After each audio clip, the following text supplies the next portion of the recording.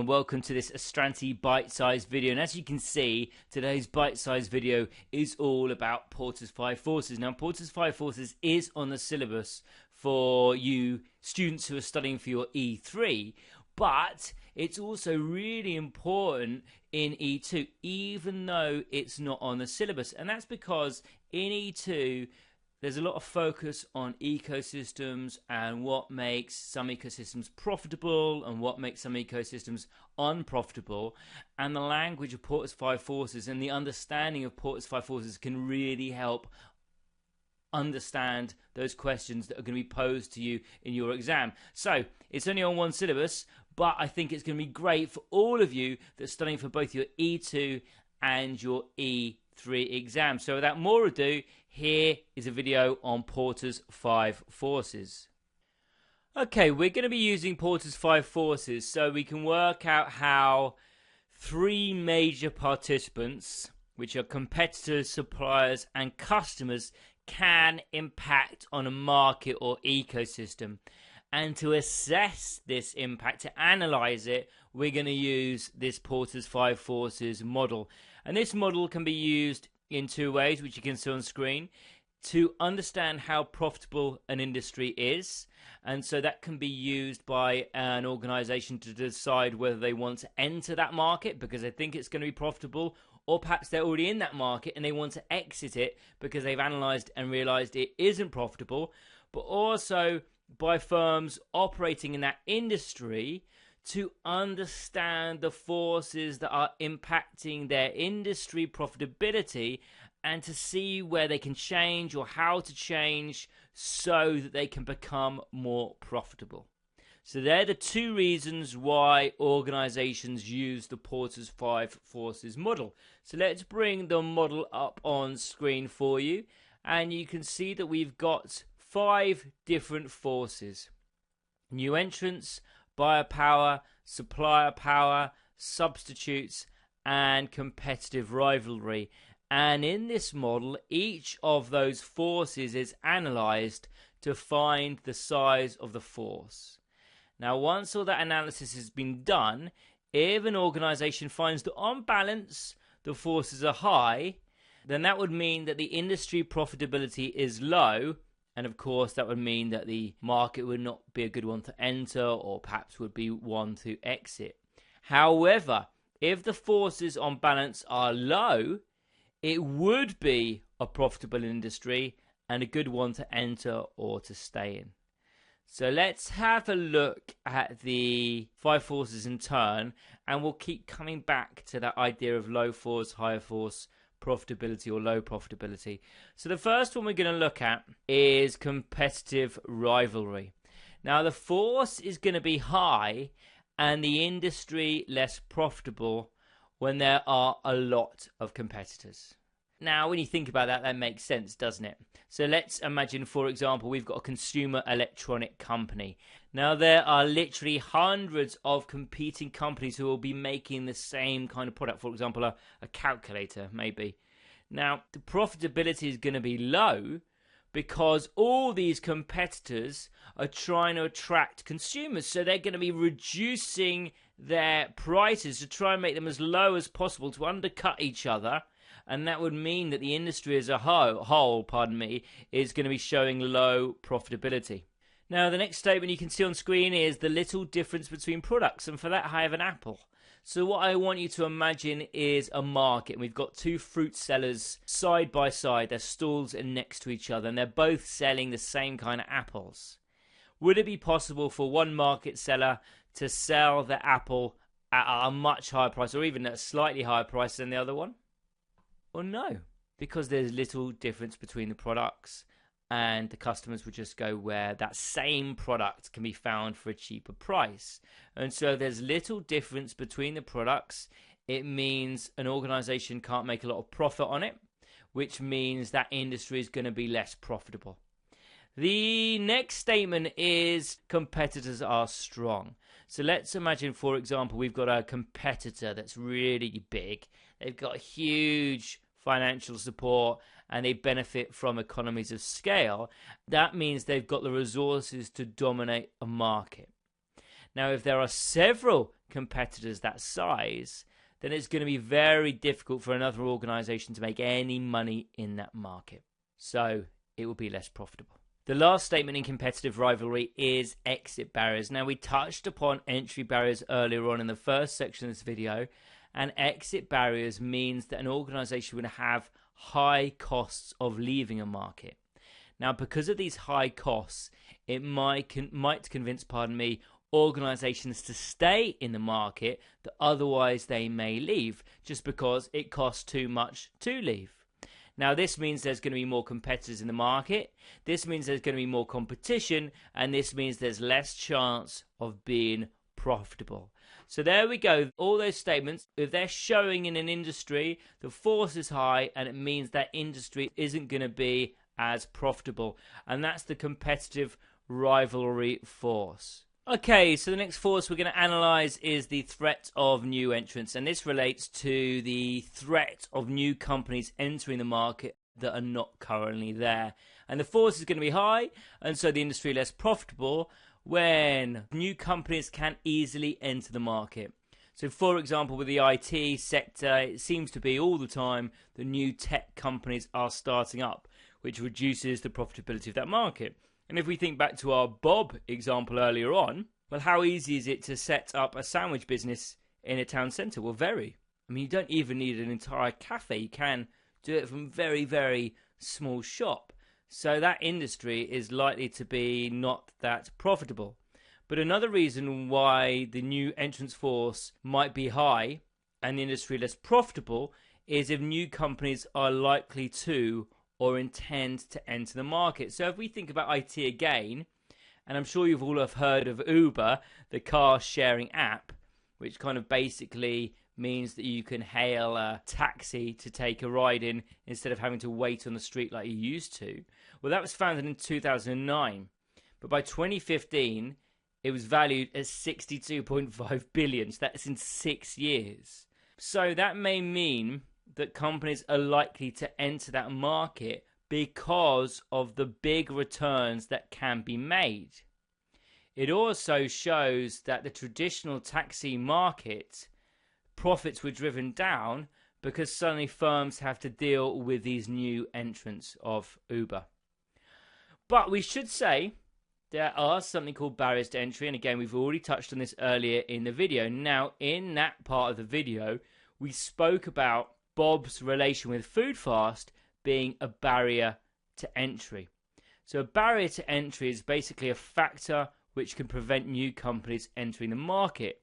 And in that example, the barrier to entry was the fact that Bob has such a good relationship with an organization that he was able to offer a lot of services that a new startup company wouldn't be able to offer. But let's have a look at some more barriers to entry. And the first is high cost of entry. So as you can see on screen, we've got a big ship, because this is a really good example of a high cost of entry industry, because a shipping company requires billions in assets.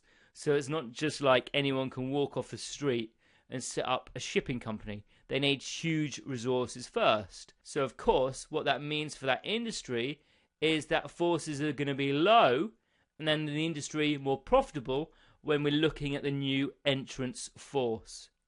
Another barrier to entry is patents. So for example, we've got a drug bottle on screen.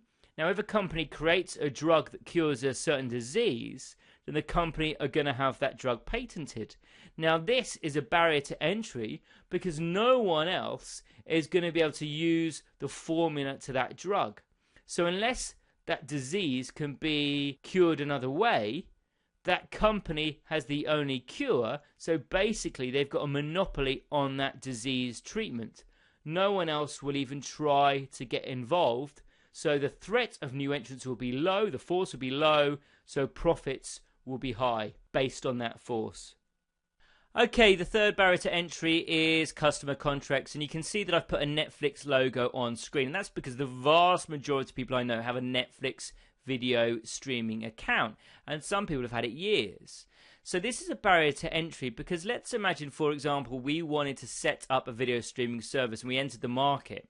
it's going to prove very difficult for us to lure Netflix's customers away from them and into our service, because the customers of Netflix have a long-standing relationship with them. They've got a long-standing account with them, and they're an established customer. So it's going to be very difficult to win their custom. So that's a barrier to entry. Another barrier to entry is the cost advantages of the existing competitors. So perhaps they've got cost advantages because of the size of their operations, where a new entrant would find it difficult to compete. And the final barrier to entry are strong brands amongst competitors. And I suppose that links into what I was talking about, customer contracts, in the luring customers away from a company is especially difficult when they are an established brand. And so it's difficult to try and lure customers away from an established brand to try to get them to try something new. It's just human nature to trust what you know. For example, you trust your friends much more than you trust a stranger, don't you? Now, that doesn't mean the stranger is bad. You just don't know them. And that's exactly the same principle when you're comparing a new brand to an established one. So there we go. There's the barriers to entry of the new entrance force. But of course, remember those two forces that are going to affect the profitability of an industry. We're now moving on to buyer power. Now, buyer power is the power that customers have over the competitors in the industry. So let's have a look at them. The force is high and the industry less profitable when customers are large and provide a large proportion of company profits. So for example, let's imagine we've got customer A and they make up 70% of your sales. That would mean you would be completely dependent on them. So if they turned around one day and said, actually, we want a 25% discount, or we're going to stop buying from you, you as an organization would have to accept it, and this could damage profits. And the second instance of when customers have power over companies is when customers can switch between competitors easily. So if you think about bread, it's a basic commodity. There's not a lot of differences between each different brand. So what that means is that customers can easily put one loaf of bread back on the shelf and take another, a competitor's, if they think it's too expensive. They can easily switch between competitors. So there we go. That's buyer power. The force will be high and the industry less profitable if you see those two factors. What we're moving on to now is supplier power. And supplier power is the power of suppliers in the industry. And the force is high and the industry less profitable when there are few alternative suppliers. So let's imagine we've got a company, and that company makes chemical Y. And that chemical Y is a key additive to every soft drink in production. And our company is the only supplier of chemical Y. That would mean that all beverage manufacturers have to buy from us. This would mean that we've got significant supplier power because all the beverage manufacturers have to buy from us if they want to stay in business. And so we can charge whatever we want for chemical Y. So that's one instance of a supplier power where the force will be high, because obviously if the suppliers can charge whatever they want, or they can increase their prices because there's very few alternatives, it means that industry is going to be less profitable. And the second instance of supplier power is when the cost of changing suppliers is high.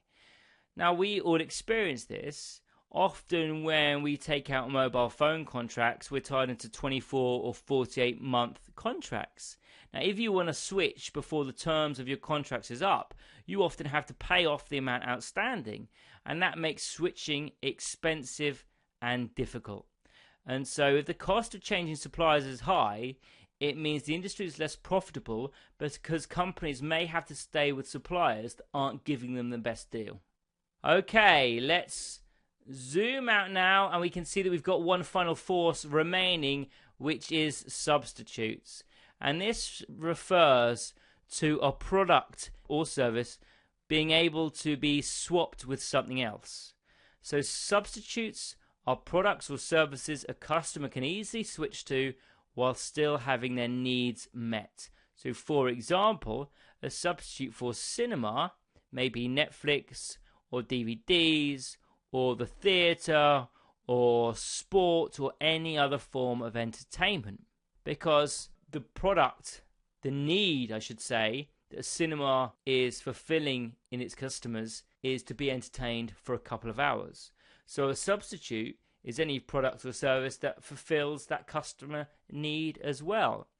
Now, if we've got an industry where customers can have their needs met from lots of different types of products, that means, of course, if anything becomes too expensive, the consumers can just switch to the different activity or the different type of product.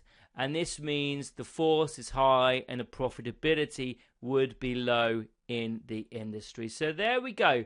That's Porter's 5 Forces.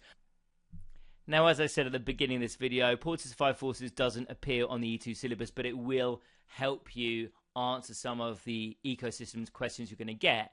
And for those of you studying for your E3s, well, there's every chance that you may get a question on Porter's 5 Forces. So I hope this video has helped you or will help you answer the questions in your exam.